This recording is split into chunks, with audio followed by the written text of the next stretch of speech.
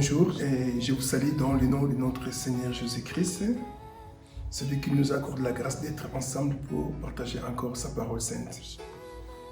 Et à chaque fois quand je me tiens devant vous, j'ai dans la joie pour annoncer sa bonne nouvelle. C'est grâce à cette parole que on reçoit de lui l'intelligence, la sagesse et aussi l'éclaircissement pour notre avenir. Dieu est bon et merveilleux. Et le matin, je suis en train de méditer qu'est-ce que je dois partager avec le peuple de Dieu. Mais le Saint-Esprit m'avait ramené sur le livre d'Ésaïe, chapitre 14, 12e verset jusqu'à 15e. Dans ce livre, le Seigneur veut nous enseigner quelque chose de très riche sur l'orgueil et sur la rébellion. Et la première homme qui a manifesté, la première créature qui a manifesté l'orgueil, ça vient du ciel, c'était un ange déchu, qu'on appelle Satan, le diable. Nous pouvons lire dans le livre d'Ésaïe 14, 12e verset jusqu'à 15e. Comment est-il possible? Toi voilà tombé du ciel, toi astral brillant du matin, te voilà jeté à terre. Toi, les vainqueurs des nations, tu disais, je monterai jusqu'au ciel, j'y serai mon trône plus haut que l'étoile de Dieu. Je siégerai sur la montagne où les dieux tiennent leur conseil, à l'extrême nord. Je monterai au sommet des nuages, je serai égal du Dieu très haut. Mais c'est au monde des morts jusqu'au fond de la fosse que tu as dû descendre. Amen. Ici, nous voyons Satan, le diable. Surtout, ce que ça m'a touché, verset 13. Satan se disait dans son cœur, je monterai jusqu'au ciel, j'y serai mon trône plus haut que l'étoile des dieux. Je siégerai sur la montagne. Donc, tout commençait dans le cœur. C'est là que si nous pouvons lire aussi Proverbe chapitre 4.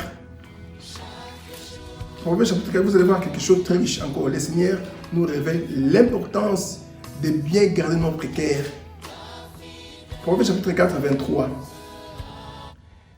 Garde ton cœur de plus que toute autre chose, car de lui viennent les sources de la vie.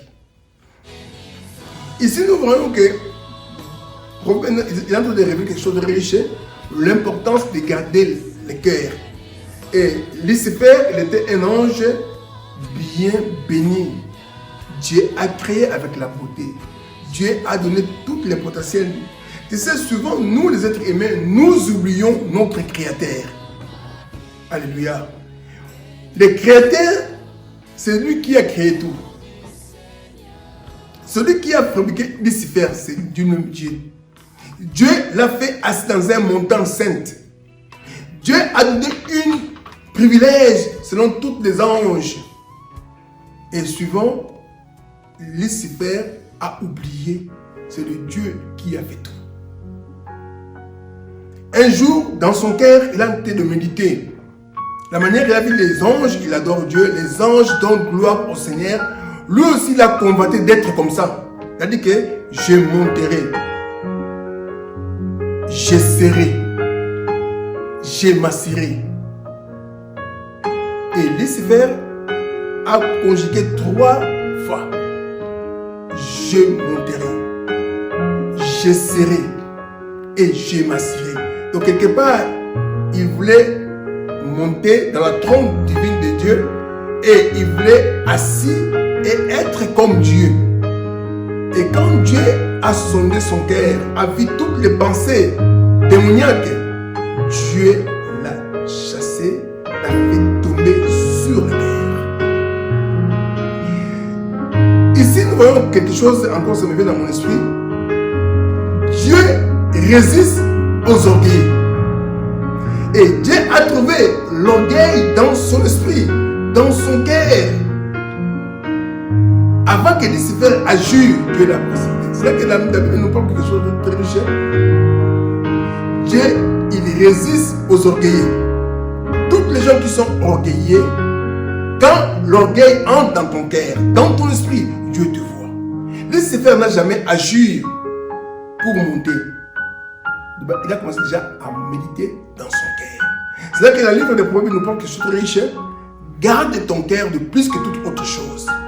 Quand tu sens dans ton cœur un peu de levure de l'orgueil, commencez à prier, commencez à imaginer. Lucifer n'a jamais fait l'impudicité. Lucifer n'a jamais volé. Mais il a seulement un pensée de l'orgueil. Que je monterai, je serai, je m'assierai. Donc quelque part, il se compare avec Dieu. Il voulait être comme Dieu. Il a convoité Dieu. Il voulait être à la manière que Dieu est sûr. C'est là que Dieu, quand il a vu, Dieu l'a chassé. Éphésiens nous dit quelque chose de très riche. Donc d'abord, nous pouvons lire Proverbes chapitre 16, 18. Dans le livre de Proverbes chapitre 16, 18, Dieu dit quelque chose de très riche. La Bible dit quelque chose de très, très riche. Proverbes chapitre 16, verset 18. L'arrogance précède la ruine et l'orgueil précède la chute. C'est qu'on a vu d'abord, la ruine du diable a été là. Et aussi sa chute à cause de son orgueil. Dans la vie chrétienne, mon frère, ma soeur, soyez toujours humble. Soyez toujours simple. C'est le Dieu qui nous donne tout ce que nous avons. Moi, quand je pense à la manière dont Dieu m'avait ramassé, à la manière dont Dieu m'avait façonné, j'ai toujours l'humilité à ce Dieu-là. Je peux avoir une tendance de l'orgueil, mais quand je entre à moi-même, je me répands. Je dis, Seigneur, sans toi, je suis nul. Jésus étant un vrai pédagogue, Jésus a dit quoi? Dans le livre de Jean 15, il a dit que je suis les cèpes, vous êtes les serments. Les serments, c'est l'étape. L'étape ne peut pas produire le fruit sans être attaché au cèpe. C'est les cèpes qui donnent la vie au serment. Si on coupe les branches, on coupe les serments, tombe par terre, les serments produira toujours les champignons. Et ces champignons-là, on ne peut pas les manger. Quand tu les manges, tu vas mourir. C'est que tous les gens qui sont déconnectés avec le Seigneur produisent toujours les fruits pas bons. L'orgueil, l'arrogance. Quelqu'un qui est connecté avec Dieu, avec sa parole, avec son esprit, exprime l'humilité. Alléluia. Il exprime l'humilité devant ce Dieu. Il sait que sans Dieu, je suis nulle part. Tu sais, même le miracle, quand tu pries pour quelqu'un, il est guéri. Ce n'est pas toi qui guéris. C'est le Saint-Esprit qui déclare ce miracle-là. Christ a fait la prière. Il dit, sans le Saint-Esprit, vous ne pouvez rien faire.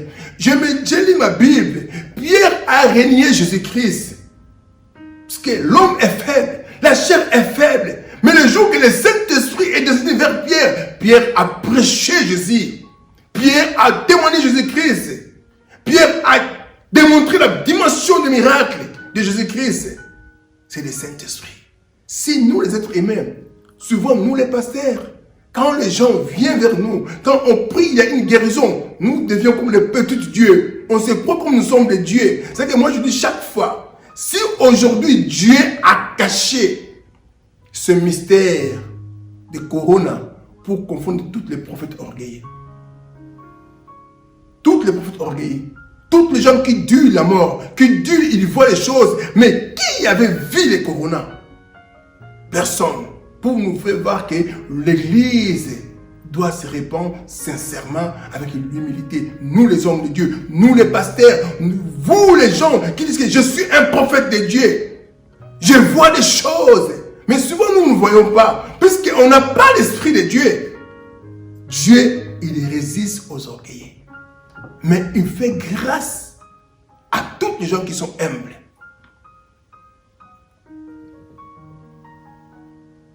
L'arrogance précède la ruine. L'orgueil précède la chute. Priez chaque fois dans votre vie, nous, hommes de Dieu, enfants de Dieu, pour balayer la sémence de l'arrogance, la sémence de l'orgueil. Ça nous détruit. Ça nous détruit. Je lis bien ma Bible. Il y a un homme dans la Bible qui s'appelle Nabuchodonosor. Cet roi de Babylone, Dieu l'a fait devenir homme fort. Dieu l'a élevé. Dieu l'a béni. Mais un jour, cet homme-là, il voulait devenir comme un Dieu. Il a élevé des statues afin que les gens l'adorent. Il a fait beaucoup de choses afin que les gens le voient comme un Dieu. On ne peut pas se comparer avec Dieu, mon frère, ma sœur. Même Dieu t'a donné l'argent. Mais moi, j'aime toujours donner conseil à toutes les gens que vous êtes élevés, à toutes les gens que Dieu vous a bénis. Il ne faut pas laisser l'opportunité aux gens commencer à vous adorer. Souvent, les gens sont comme ça. Ils veulent les gens qui l'adorent. Là, ils vont te donner de l'argent. Quand tu l'adores, quand tu dis les mots bien, là, il te va. Oh, celui-là, il m'aime beaucoup. Mais les gens qui lui disent la vérité, ils ne l'aiment pas. Les gens veulent que les gens l'adorent. Les gens l'acclament. Mais tu n'es pas un Dieu. L'acclamation est pour notre Dieu. Quand tu donnes aux gens, tu donnes l'argent, mais tu ne donnes pas la souffle de vie aux gens. Tu ne donnes pas la santé aux gens. C'est le Dieu qui donne la vie aux gens. On peut donner les gens l'argent. L'argent, ce sont les papiers. Le vêtement passeront. Mais ce qui est très important que Dieu nous donne, c'est le souffle de vie. Il y a des gens qui tremblent devant leur patron. C'est bien, tu peux les respecter. Mais est-ce que les grands patrons de ton souffle de vie, les grands patrons qui te donnent les opportunités, la vie, est-ce que tu les respectes? Est-ce que tu les crains? La Bible nous dit quelque chose de très riche. Crains Dieu. Tremble devant ce Dieu-là. Il peut t'écraser. Dieu a dépouillé Satan, le diable. Vous voyez que je monterai, je m'asserai. C'est ce que je vous dis aussi, ça répète aussi. Au temps des rois Nabuchodonosor, Daniel a dit à Nabuchodonosor, tu te lèves, tu te vois comme Dieu comme ça. Nabuchodonosor, Dieu, c'est un Dieu. Moi, j'aime dire toujours aux gens, il y a un ange qui peut te diminuer, c'est l'ange de Dieu. L'ange là, il sait bien diminuer. Il sait bien réduire quelqu'un en poussière. Cet ange-là, moi je le souviens le nom de Jimmy. Il diminue les gens. Il te diminue, il te réduit en néant. Cet ange a visité un jour Nabuchodonosor. Nabuchodonosor, il se disait dans son palais. Si vous lisez dans le livre de Daniel chapitre 4, des 4e verset jusqu'à 27e verset, 37e verset, vous allez voir l'histoire, parce qu'on n'a pas le temps de lire toute cette histoire. Nabuchodonosor, on a parlé dans une vision. L'homme de Dieu, Daniel, l'a expliqué, cette vision. Et Nabuchodonosor, il se disait avec arrogance, dans son palais royal, tellement il savait que je suis un roi, je domine. Je suis un roi très puissant. Mais il a oublié, c'est le Dieu d'Israël, le Dieu d'Abraham, le Dieu d'Isaac, c'est lui qui l'a façonné pour être comme ça. Sans Dieu, nous ne pouvons rien faire. Si Dieu te soutient dans la broie, tu seras un homme fort. Et cet roi, Nabuchodonosor, a oublié Dieu. La Bible nous parle, gardez-vous d'oublier de Dieu qui vous a ramassé, qui vous a élevé. Et cet roi, dans son palais royal, il disait avec arrogance, c'est moi qui a bâti Babylone, c'est moi qui a construit cette ville avec ma propre force. Et du coup, il y avait une voix du ciel. Une voix du ciel. Chapitre 4 a commencé par 22e verset. Vous allez voir l'arrogance des rois de Babylone, Nabuchodonosor. Dès qu'il disait cela, et le Seigneur a donné l'ordre. Tu dois entrer dans les forêts. Tu seras avec des animaux. Tu mangeras avec des animaux. Tu vivras comme un animal. L'homme qui ne connaissait pas Dieu, c'était un homme animal. Quand tu ne connaissais pas Dieu, tu deviens un animal tout court. Et Nabuchodonosor a vécu avec des animaux dans les forêts. Ses cheveux a été poussé comme un rastaman et ses ongles a été poussés comme les aigles. Et Nabuchodonosor avait des gailles tout le corps. Dieu l'a humilié. Dieu l'a réduit en poussière. C'est le Dieu qui est le faiseur des rois. C'est le Dieu qui est le faiseur des riches. C'est le Dieu qui est le faiseur des hommes nobles. C'est le Dieu d'Abraham. Respectez ce Dieu-là. Il peut te donner un ministère. Si un homme comme apôtre Paul, il se disait chaque fois, je suis un prisonnier dans le Seigneur. Un homme comme Paul, l'homme qui a écrit les épîtres, Toi, quand tu écris un petit livre, cet livre a été inspiré par le verset biblique et les apôtres qui ont écrit. Mais tu deviens orgueilleux. Tu deviens, je suis un docteur. Moi, tu es qui? Tu es rien devant Dieu. Apprends-nous à être humbles devant ce Dieu-là. Apprends-nous d'être humbles devant le Saint-Esprit. Sans l'Esprit de Dieu, nous ne pouvons rien faire. Sans le Saint-Esprit, on ne peut rien communiquer à le peuple de Dieu. La guérison vient de Dieu. Le miracle vient de Dieu. C'est le Dieu qui fait tout.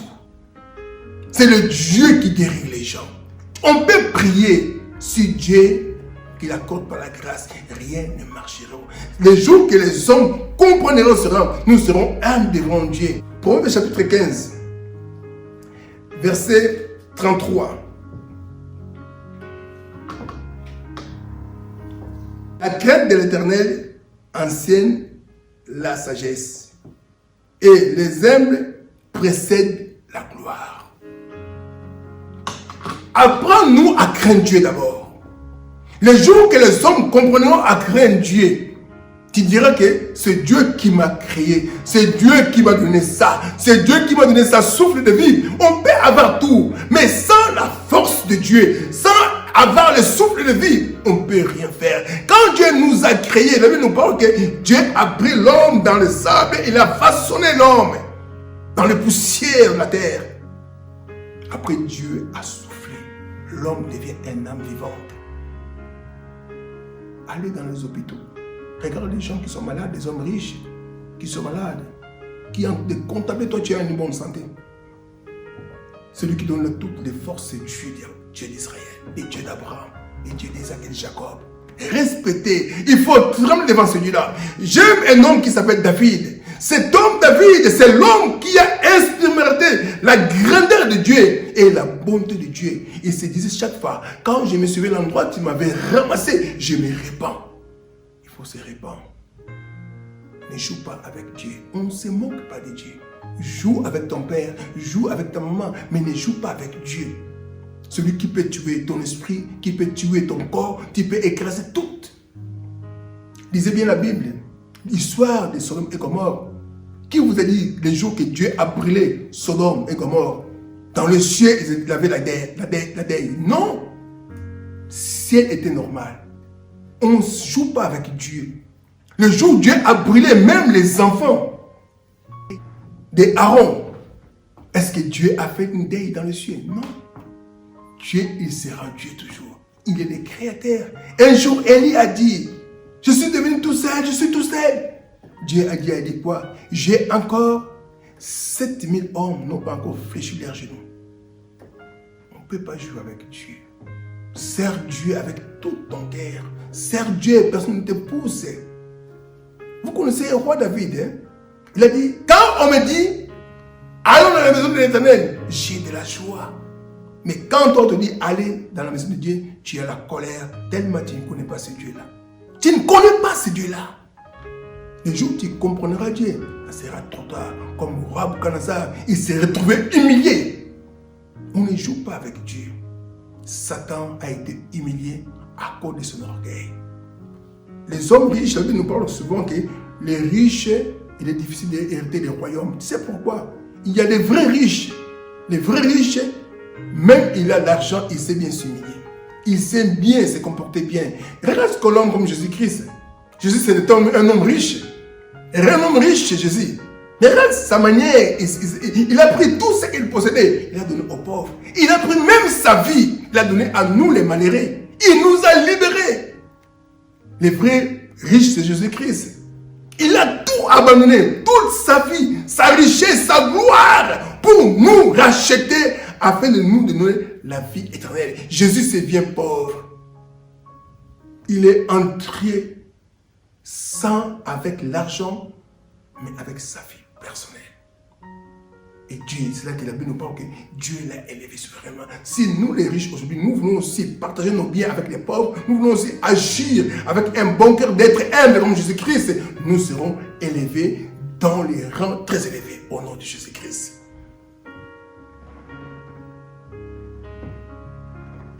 L'orgueil, ce n'est pas bonne chose. Moi, je dis chaque fois, l'orgueil, c'est un virus pas bien, un homme de Dieu. ou bien un enfant de Dieu. Quand tu te sens en toi un peu de l'orgueil, priez, jeûnez pour chasser cette démon de l'orgueil. L'orgueil précède les gens de la chute. L'orgueil détruit les gens. Même arrogance. Parle avec les gens avec un langage très bien. Bien de l'amour. Je connais un homme, Paul. Paul, un jour, il est passé dans un endroit. Il a prêché la parole de Dieu. Il y avait des gens qui amenaient un taureau pour offrir à Paul. Mais Paul a dit quoi? Paul a déchiré ses vêtements. Paul ne fut pas comparé avec les seigneurs. Il y a un homme de Dieu, roi David, il a fait adultère avec une femme de quelqu'un. Là aussi, il a tué. Quand on a révélé par les prophètes Nathan, David se fit humilier. Il a reconnu devant Dieu. Devant Dieu, nous tous, nous pouvons être humbles. Si nous voulons marcher avec Dieu, apprenez-nous d'être humbles. Reconnons notre faiblesse devant Dieu. Reconnons-nous que sans Dieu, nous ne pouvons rien faire. Tu peux être un homme, soi-disant prophète. Tu peux révéler aux gens leur vie. Mais ta vie, toi, tu ne connais pas ta vie. Toi-même. L'amour peut te surprendre. Moi, je connais beaucoup même des hommes de Dieu, soi-disant des prophètes. Il avait une campagne. Il avait la campagne, mais dans les cours de la campagne, il était mort. Mais on peut dire quoi? C'est là que Dieu nous fait comprendre que vous êtes surhumains. Tout ce que nous pouvons parler, il y a un partout sur les dons. Il y a nos sentiments personnels. C'est-à-dire qu'après nous toujours être humble, dis Seigneur, chaque fois que tu fais un pas, dis Dieu, équipe-moi. Dieu, équipe-moi. Si, regarde Jésus-Christ, notre tête de l'église, la Bible nous parle que chaque nuit, il partait, donc avant que le soleil se lève, Jésus était dans les montagnes pour prier. Tu sais pourquoi? Il cherchait la force. Il cherchait les capacités de Dieu. Il voulait être toujours comme un. Il savait bien que la chair est faible. Notre chair, sans être équipée de l'Esprit de Dieu, nous sommes faibles. Il faut être toujours rempli de Saint-Esprit pour nous aider. Le Saint-Esprit, il va nous aider afin de nous faire reconnaître vous êtes humain, rien, c'est moi qui le fais tout. Il y a aussi un esprit de l'orgueil qui entre aux gens, qui te fait croire, c'est toi qui l'es en train de le faire. Mais c'est là que la Bible nous parle, il faut examiner, il faut éprouver même les esprits. Pour connaître si cet esprit vient de Dieu. Ça doit être avec à la lumière de la parole du Seigneur. Dieu est bon, Dieu est merveilleux. Psaume 2, 11, la Bible nous parle que c'est très riche encore. Dans le psaume 2, 11e verset, regarde ce que le roi David, l'homme selon le cœur de Dieu, il a dit quelque chose de très riche. Dans le 11e verset, servez l'Éternel avec crainte. Quand on sert Dieu, il faut avoir la crainte. Moi, je connais beaucoup de gens qui ont signé le contrat dans leur travail. Quand ils voient le boss de la compagnie, tout le monde en craint, ils craignent, ils sont une série, puisqu'ils voient leur boss. Pourquoi? Tu vois, tu as la crainte, c'est le boss. Tu dois travailler à l'anima pour que le boss te voit, tu es un bon bosseur, afin que tu prends encore une autre grade. Mais aujourd'hui, les gens ne servent pas Dieu avec cette crainte, avec cette humilité. Tout le monde, il fait ce qu'il veut. Mais est-ce que vous avez oublié qu'on avait signé les contrats avec Dieu? Qui avait signé les contrats. Ici, au roi David, il nous parle que servez l'Éternel avec crainte et réjouissez-vous avec tremblement devant ce Dieu-là. Quel Dieu? Le Dieu d'Abraham, le Dieu d'Isaac, le Dieu de Jacob. On ne peut pas jouer avec ce Dieu-là. Tremble quand tu le sers. J'ai lu ma Bible, j'ai vu la manière dont Dieu a détruit les enfants d'Aaron. Il a pris de tout, tellement il voulait porter une fée étrangère. Devant Dieu, quand on dit une fée étrangère, les fées symbolisent avec l'esprit. Quand tu portes en toi un esprit étranger, Dieu, il sait bien détecter quelqu'un. Il va t'égarer. Il va te brûler. Crains Dieu. Dans le psaume 27, verset 11, Roi David a dit quelque chose de très riche encore. l'Éternel est ma lumière et mon salut. À qui aurais-je crainte? Écoutez-moi très bien. Si vraiment Dieu est votre bon berger, si vraiment Dieu est ta lumière, à qui aurait crainte encore? Donc, c'est une question que David nous pose. Aujourd'hui, tout le monde craint Corona. Je ne viens pas à l'église, il y a le Corona. Je ne viens pas à l'église, il y a pas de fantôme. Mais qui est Jésus? Qui est Jésus devant vous? Jésus, c'est un Dieu. Jésus a vécu la mort. Jésus a vécu toutes choses de nos vies. Moi, je ne crains pas, parce que je suis Dieu est avec moi. Tout doit dérouler très bien avec Dieu. Si Dieu me garde, personne ne peut me toucher. Si Dieu nous garde, personne ne peut nous toucher. Aujourd'hui, l'église, beaucoup de gens, ils ont bien commencé avec Dieu. Ils ont bien commencé avec Dieu, mais aujourd'hui, ils ont perdu la viscosité, et le caractère, l'attachement. Et tu t'attaches, tu vois comme tu es avec Dieu, mais tu t'attaches déjà avec Dieu. Mon frère, ma sœur, le fruit que tu as, c'est Dieu qui t'avait donné. Mais quand tu n'es pas connecté avec Dieu, tes fruits sécheront un jour. Tout ce que Dieu nous donne, quand on n'attache pas avec Dieu, ça sera devenu sèche. Marche avec le Seigneur, avec toute l'humilité. Éphésiens, l'apôtre Paul, dans ce lettre d'Éphésiens, il a dit quelque chose de très riche encore. Éphésiens, chapitre 4, 2, l'apôtre Paul a dit quelque chose de très riche pour nous, l'église, encore, dans notre marche chrétienne. Éphésiens, chapitre 4, verset 2. D'abord, dans le verset 1, il a dit quoi?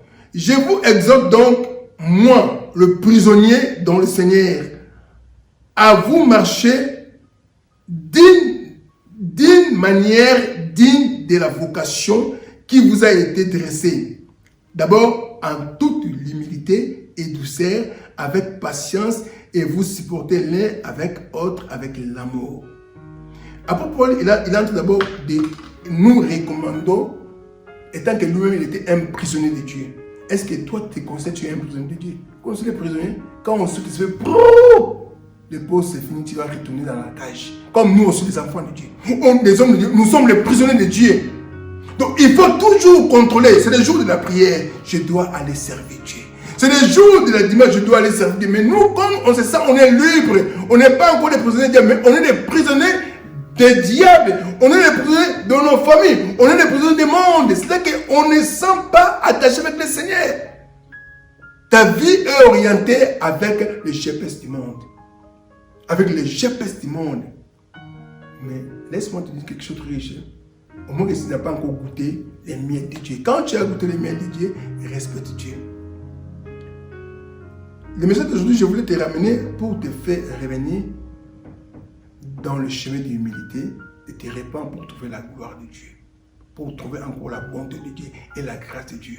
Je ne viens pas pour te condamner, mais pour te ramener encore à reconnaître où Dieu t'avait pris, où Dieu t'avait ramassé afin que tu te répands. Comme ici nous voyons, pour terminer dans le livre des Chroniques, et Chroniques chapitre 2, verset 7. Regarde ce que la Bible nous déclare. Deuxième Chronique, chapitre 7, verset 2. Si mon peuple, sur qui invoquait mon nom, simili, priait, cherchait ma face, s'il se détourne de ses mauvaises voies, je l'exaucerai du ciel. Je lui pardonnerai son péché et je guérirai son pays. Ici, je voulais te ramener, toi, tu es égaré dans l'orgueil, toi, tu es entré avec l'arrogance, toi, tu es détaché comme être pas un prisonnier divin de Dieu pour le servir. Il y a un seul verset, je vais te ramener aujourd'hui pour que tu te répandes. Tu te retournes devant Dieu. Tu te répands dans ton chemin. Ayez une terre qui était en David. Je me souviens quand Nathan a dit à David la parole prophétique. David s'est saisi, se répand, s'humilier. Il a cherché Dieu et Dieu a pardonné son péché. Comme toi aussi aujourd'hui, soi-disant enfant de Dieu, homme de Dieu, tu es déjà égaré. Tu as emporté l'orgueil. tu n'écoutes personne, tu te vois, tu es comblé avec tout ce que tu as. Mais laisse-moi te dire une seule chose aujourd'hui, répands-toi. Jésus-Christ vient bientôt. La mort peut te surprendre. Le problème peut nous surprendre. Moi, je dis chaque fois que la vie est très courte. La vie est comme une vapeur.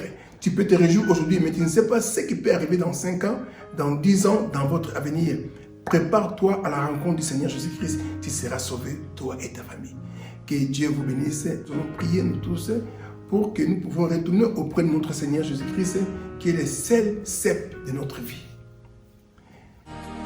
Béni soit le nom du Seigneur. Jésus est le Père, oh oui, oui, toujours le même. Béni soit le nom du Seigneur.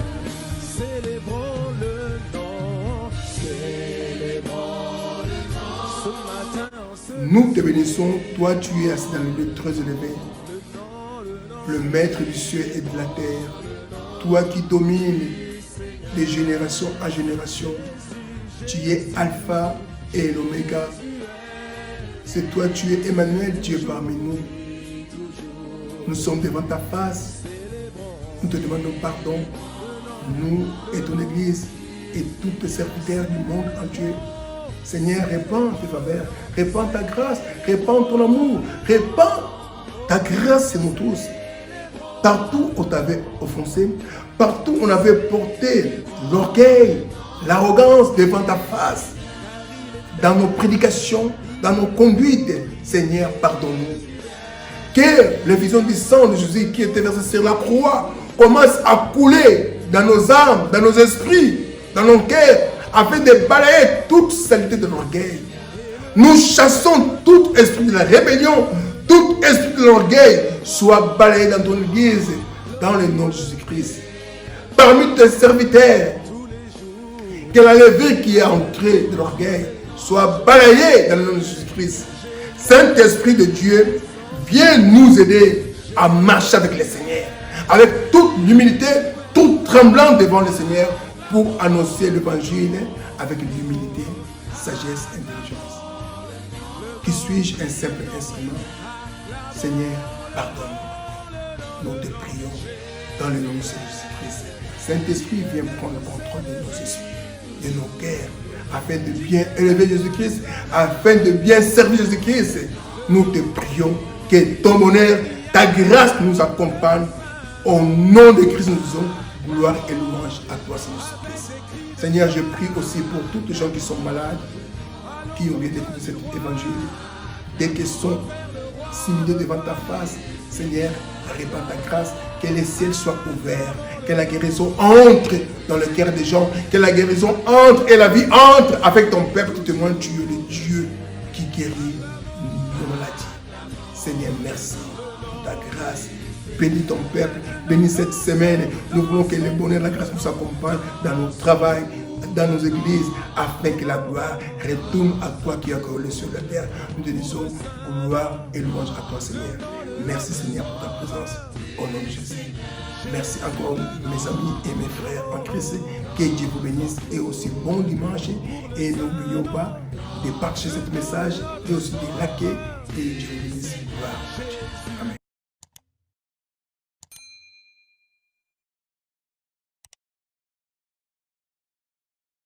Jésus,